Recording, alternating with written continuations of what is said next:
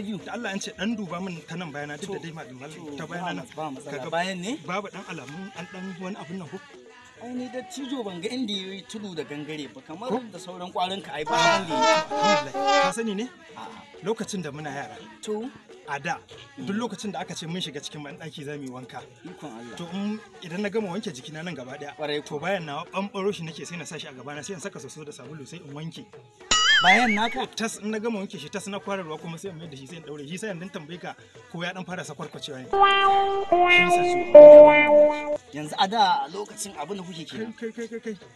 to yaya na sani tsito ikon Allah lokacin da muna kanana idan zai yi wa kansa kwalliya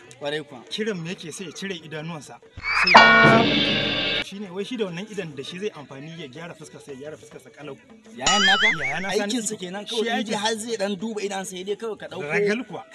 wannan dan baiwa ne a dan baiwa ne nagode tunda yayi to Allah ya taimaka zan zo in samu tareshin ku na kwanakin baya